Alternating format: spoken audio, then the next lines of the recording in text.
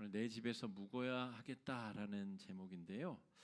오늘 성경에는 내 집에 유하여야 하겠다라고 번역이 되어 있습니다. 그런데 표준 세번역에는 묵어야 하겠다라는 번역으로 나와 있는데 이 표현이 좀 더 오늘 상황과 또 내용에 부합하는 번역이라서 제목을 이렇게 정했습니다.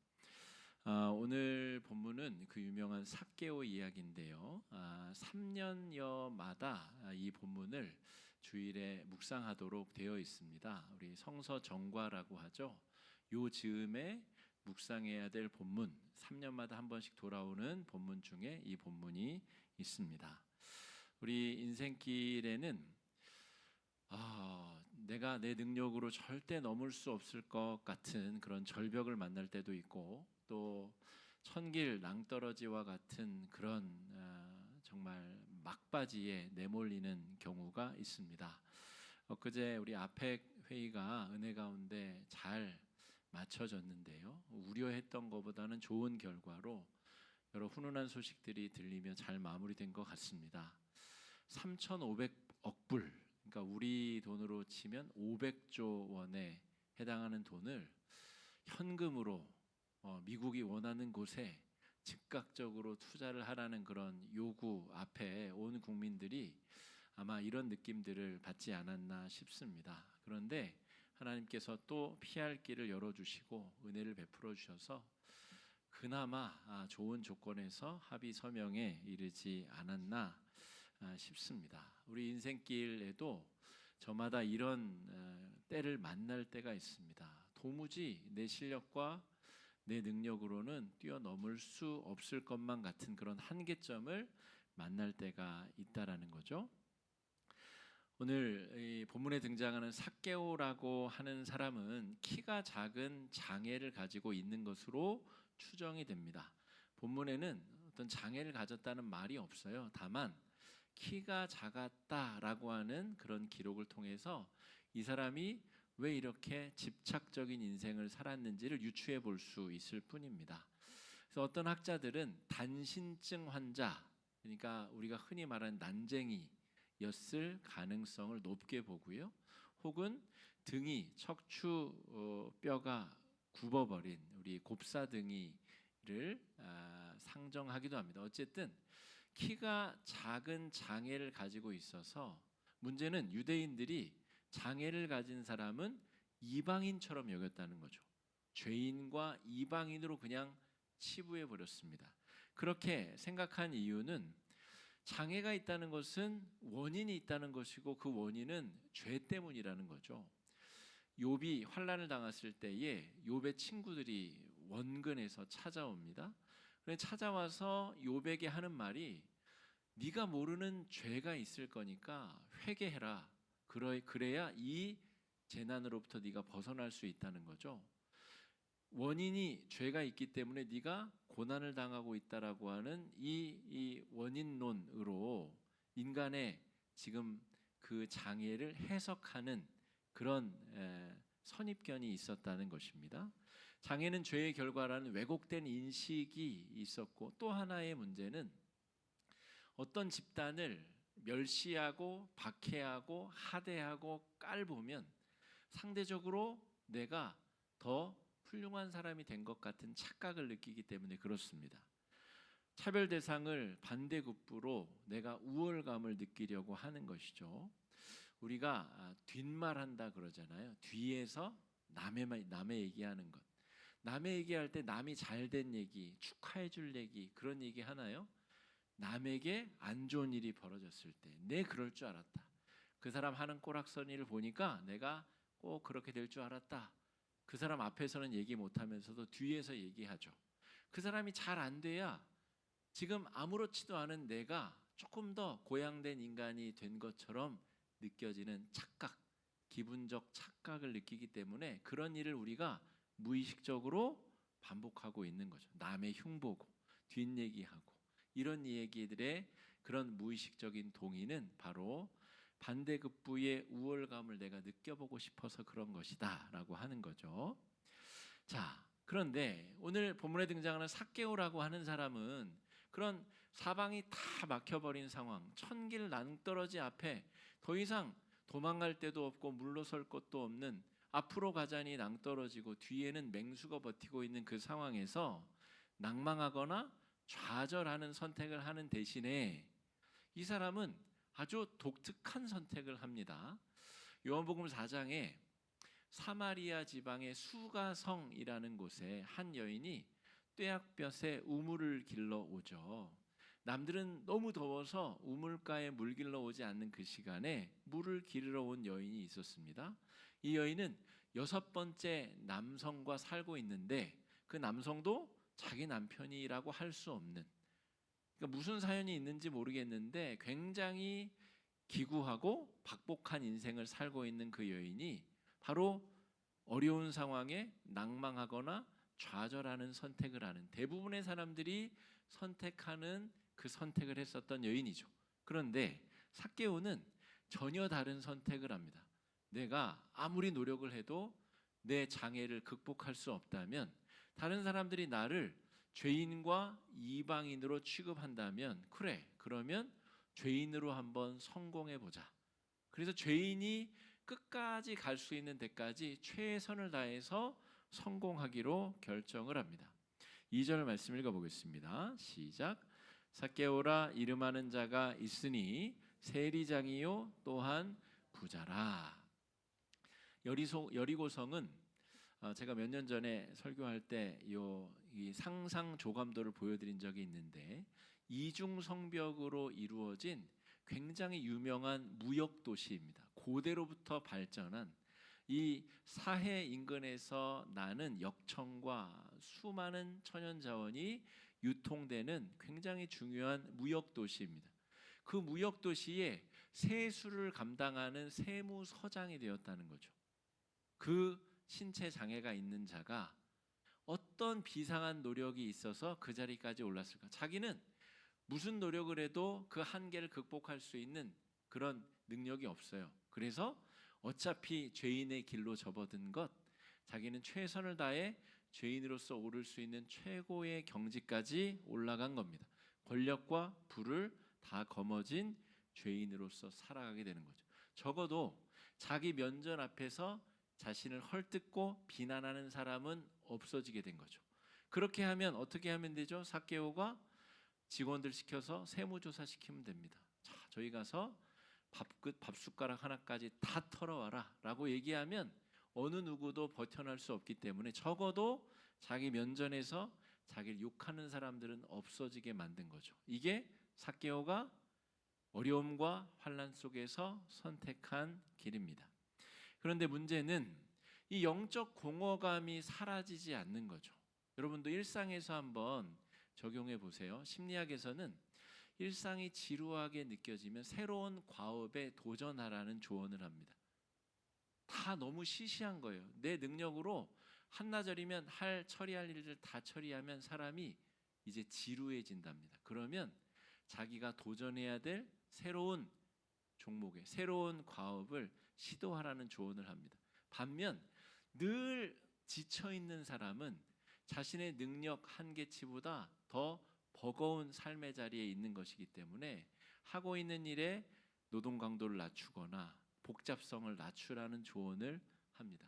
지금 이 삭개오는 가만히 아침에 출근해서 조간신문 배달된 거 착착착착 다 보고 어디 세무조사 해야 되는지 딱딱 짚어주고, 아무리 할 일을 성실히 해도 오전 한나절이면 다 일이 끝날 정도로 능력이 탁월한 사람으로 추정이 됩니다. 나중에 예수님을 만나봐야 되는데 예수님을 만나볼 길이 없자 아주 독특하고 창의적인 방법으로 뽕나무에 올라가서 예수님을 보죠. 이 사람은 굉장히 놀라운 그런 출세할 수 있는 능력을 갖춘 사람입니다. 오전 한나절에 다 일을 처리하고도 지루하고 시시한 일상을 이어가고 있는 이 사람, 그런데 마음 한구석에 자신이 죄인이라고 하는 이 딱지가 무슨 수를 써도 떨어지지 아니하는 영적 공허감을 가지고 있는 상태다 말할 수 있습니다. 여러분, 우리가 영적 공허감을 언제 느끼냐면 내가 하나님의 형상으로 창조된 존재인데 내 안에 하나님의 형상이 있는데 사람들이 내 존재를 하나님의 형상으로 인정해 주거나 받아들여 주지 않고 나의 외모나 내가 이룩한 업적으로 나를 평가하게 되면 내 마음 가운데 똑같은 일이 벌어지게 됩니다. 공허감이 찾아오고 내 존재의 의미를 묻게 되고 내가 누구인지 숱한 질문 가운데 지치고 자빠지고 낙오하는 일이 펼쳐지게 됩니다. 그게 바로 오늘 삭개오에게 벌어진 영적 공허감의 현실입니다. 이게 확실한 사람은, 하나님 앞에서 자기 자신을 명확하게 발견한 사람은 어떤 상황에서도 좌절하거나 낙담하기가 쉽지 않습니다. 공허한 감정에 빠지기가 쉽지 않습니다. 그런데 하나님의 형상인 내 영이 내 안에서 보내는 강력한 신호입니다. 네가 지금 누구 앞에 서 있는지 점검해 보라고 하는 중요한 경고인 것이죠. 자, 3절 4절 말씀 같이 한번 읽어보겠습니다. 시작. 그가 예수께서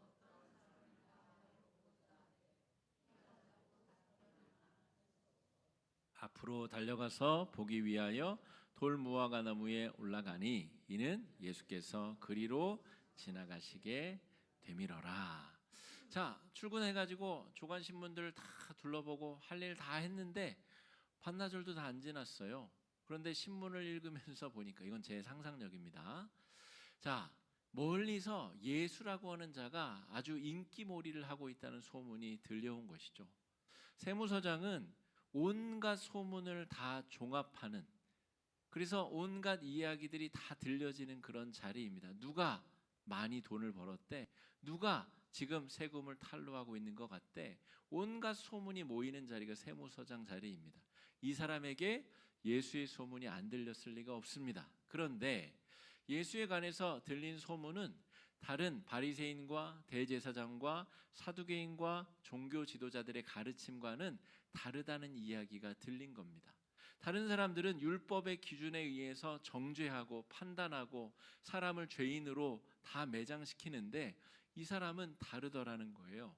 죄인을 만나고 심지어 예수의 제자 중에는 나와 똑같은 세리업을 가진 자도 있다더라라는 소문까지 듣게 되었습니다.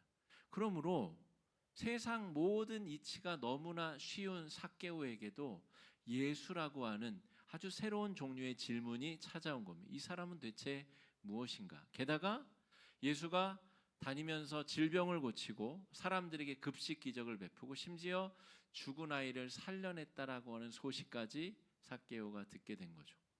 자기의 질병을 예수가 고쳐주리라고 하는 기대감이 아니라 신기하다, 뭔가 지루한 나의 일상에 새로운 자극을 줄 만한 존재가 내 구역, 우리 여리고를 지나간다더라 라는 소식이 이 삭개오의 귀를 반짝 열리게 만든 겁니다. 자, 지금도 성지순례를 가면, 지금은 위험해서 못 가죠. 근데 예루살렘 그 아래쪽으로 여리고라는 도시가 있는데 거기 성지순례팀이 꼭 가거든요. 이 예루살렘 이스라엘에 가면. 근데 지금도 가면 이제 넓은 광장에 큰 나무, 대추 야자 나무거든요. 거기 앞에 딱 가이드가 데려가서 여기가 이게 바로 삭개오 나무입니다라고 소개를 해줍니다. 삭개오 나무 일리가 없죠. 그 나무 어디 2000년을 넘게 삽니까? 그렇지만 그런 상황이었을 것이다 라고 안내를 해주는 거죠.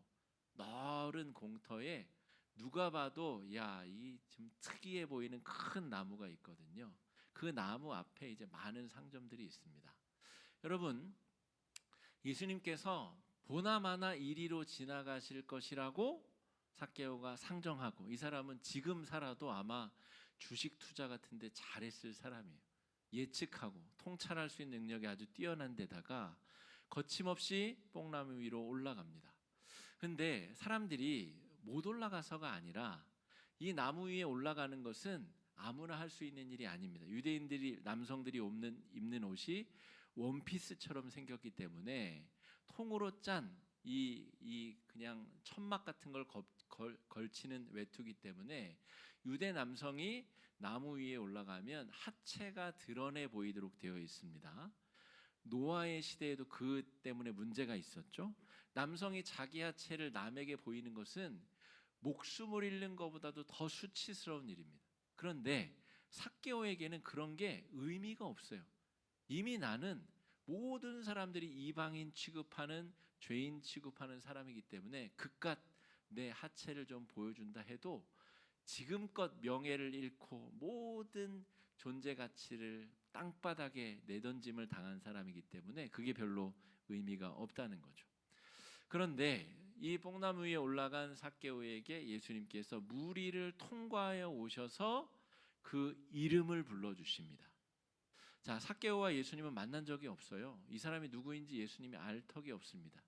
아마 삭개오에게는 자기 이름을 안다는 사실이 굉장히 충격적이었을 거예요. 자, 삭개오라는 이름은 히브리어의 의미로 깨끗한, 순결한 이런 의미가 있습니다. 우리 선지자 중에 스가랴가 이 같은 어원을 쓰는 이름인데 깨끗하다, 순결하다. 여러분 입장 바꿔 생각해 보세요. 자기 이름은 부모가 순결하다, 깨끗하다 지어줬는데 사람들은 자기를 뭐라고 부르죠? 속된 말로 병신이라고 부르는 겁니다. 장애자, 너는 무슨 수를 써도 거기서 하나님의 백성으로 될 수 없는 존재. 너는 아무리 용을 써봐라 네가 우리처럼 정상인이 될 수 있나? 근데 그 이름이 삭개오입니다. 순결하고 깨끗한 사람. 그 이름과 그 존재 자체가 지금 완전히 괴리된 상태, 영적 목마름과 영적 공허감을 느끼지 않을 수 없는 상태였다는 거죠. 그런데 예수님이 삭개오를 보고 삭개오야 순결한 사람아 라고 불렀다는 거죠. 그리고 내려와라. 내가 오늘 너네 집에 묵어야 되겠다라고 이야기를 하셨다는 거죠. 5절 말씀 읽어보겠습니다. 시작. 예수께서 그곳에 이르사 삭개오야 속히 내려와라. 내가 오늘 내 집에 유하여야 하겠다 하시니. 오늘 설교 제목으로는 표준 세번역 번역으로 내가 네 집에 오늘 묵어야 되겠다. 그리고 나서 별 이야기가 없어요. 자세한 설명이 없어요. 그저 사람들이 보고 수군수군 됐다. 아마 담벼락에 다 들러붙어 가지고 뭐 하나 지켜봤겠죠. 아마도 성경적 상상력을 발휘해 보면 예수님께서 삭개오의 집에서 맛있는 것도 많이 드시고 부잣집이니까 얼마나 맛있는 게 많았겠어요. 그리고 포도주도 아마 많이 드시고 취하셨을 것 같아요. 그리고 삭개오와 같이 마치 친구처럼 친밀하고 깊은 속 깊은 이야기를 밤새 나누시지 않으셨을까 싶습니다. 그래야 나중에 뒤쪽에 삭개오가 하는 이야기가 이해가 됩니다. 예수님이 삭개오와 그 밤에 무슨 일을 어떤 시간들을 보내셨는가? 아마 예수님께서는 지금 내가 너의 집에 유하여야 되겠다라고 하는 이 메시지를 통해서 야, 네 존재를 네가 증명하기 위해서 그렇게까지 아등바등 살아가지 않아도 돼라고 말씀하고 계십니다. 여러분, 집이라고 하는 공간은 굉장히 은밀한 공간이죠. 은밀한 공간. 가끔 우리 도시가스 점검하시는 분이 전화가 와요. 우리 집에 와야 된다는 거예요. 내가 잘 모르는 사람인데 우리 집에 그곳을 통과해서 내가 막 어지러 놓은 그곳에 와서 보일러 옆에서 뭘 검사하고 가겠다는 거예요. 그러면 마음이 유쾌하지 않습니다. 이거 미리 치워놓을 걸. 그 사람이 와서 흉보면 어떡하지? 여기 교회인 줄도 알고 목사 집인지도 아는데 야, 이렇게 해놓고 사는구나. 흉보면 어떡하지? 온갖 생각이 다 스쳐 지나갑니다. 근데 여러분, 집을 개방한다는 것은 굉장히 중요한 의미가 있습니다. 제가 새 가족들에게 신방을 간다고 할 때 막 정말 어서 오십시오 하는 분들은 별로 없어요. 제가 설득해서 가겠다고 이야기하고. 근데 아직 못 가본 가정들도 있습니다만 여러분, 그 집에 가봐야 목회자에게 마음을 여는 겁니다. 자기가 어떻게 해놓고 사는지를 목회자에게 개방할 수 있어야 정말 우리 교회에 등록하는 게 되는 겁니다. 청년들 같은 경우는 제가 특별한 예외 규정을 두긴 하지만 여러분 그게 맞는 겁니다. 봄에 신방 가겠다 그러면 집을 여셔야 됩니다. 삭개오의 집에 예수님이 가시겠다고 하는 것 다른 의미가 아니라 예수님이 부활 승천하신 이후에 내가 성령을 보내겠다. 아우 주님 여기 뭐가 있는지 알고 오시겠다고 하십니까? 내가 하루에도 수십 명씩 사람을 죽였다 살렸다는 이 더러운 마음 속에 어찌 오시겠다고 하십니까? 그러면 성령의 임재가 있을 수 없는 거죠. 내 마음 더러운 줄 알면 오히려 그럴수록 성령께 자신의 마음을 개방해야 구원의 역사가 이루어질 것 아닙니까? 예수님이 삭개오의 집에 가시겠다고 하는 이 선포가 굉장히 중요한 겁니다. 자, 네 존재를 그렇게 입증하기 위해서 내 앞에서는 아등바등 애쓰지 않아도 돼. 나는 네가 순결하고 깨끗한 사람이라는 것을 잘 알고 있어. 집에 들어간다라고 하는 것은 예수님이 삭개오에게 내가 너를 완벽하게 이해하고 있고 그리고 나는 너를 존중하고 있고 네가 장애를 갖고 태어난 것이 네 잘못이 아니라는 것을 나는 너무 잘 알고 있고 나는 너를 환대하고 싶고 나는 너에게 친밀감을 느끼고 있어 라고 하는 이야기입니다. 예수 안에서 자기 자신을 발견할 수 있는 놀라운 기회가 삭개오에게 열린 겁니다. 여러분 하나님의 이미지가 훼손된 사람들이 굉장히 많습니다. 제가 내년에 하고 싶은 일 중에 하나가 우리 성도들과 소규모 수련회를 자주 갖는 게 지금 저의 목회 계획입니다. 그대로 될지는 잘 모르겠습니다만 이 밤에 지금 예수님이 삭개오를 밤새 만나서 웃고 떠들고 이야기하고 만난 것도 먹고 완전히 서로 유무상통 한 마음이 된 것처럼 제가 우리 교회 7년 사역을 했는데 아직 그런 경험이 별로 없어요. 그래서 내년부터는 그런 일들을 좀 이제 만들어 가려고 하는 목회 계획이 있습니다.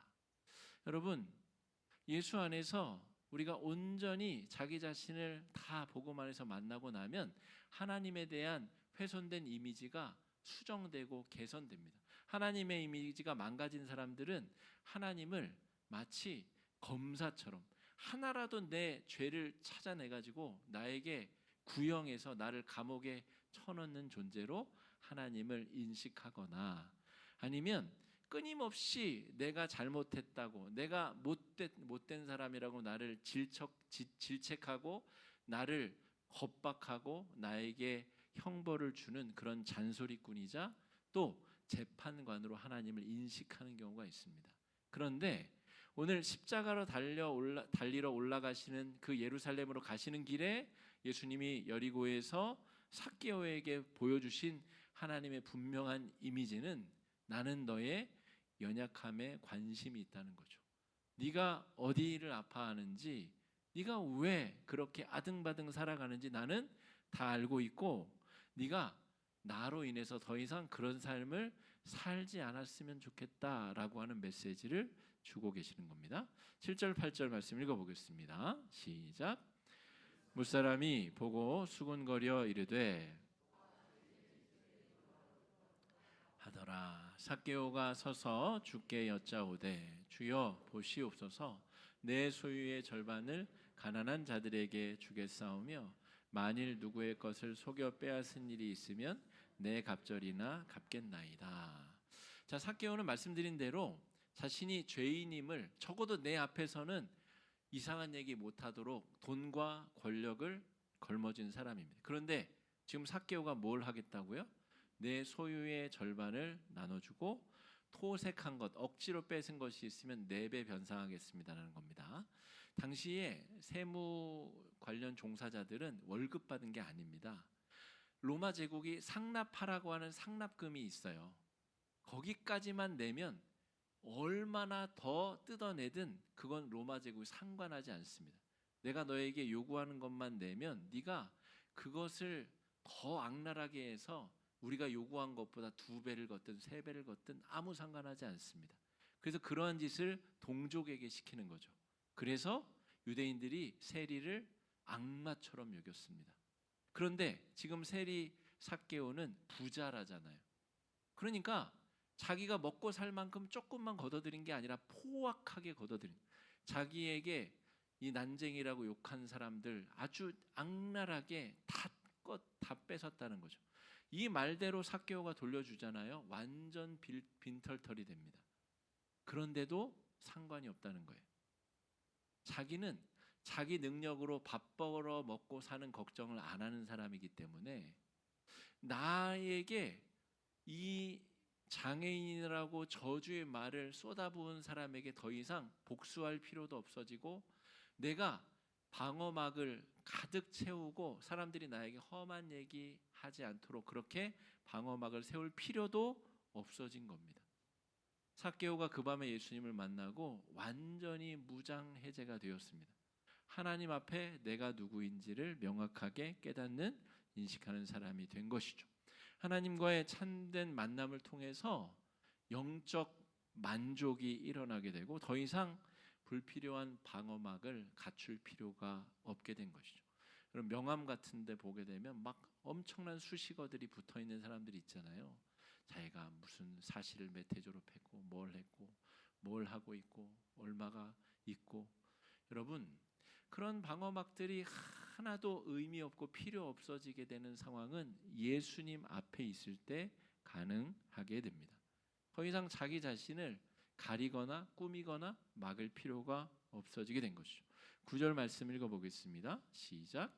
예수께서 이르시되 오늘 구원이 이 집에 이르렀으니 이 사람도 아브라함의 자손임이로다.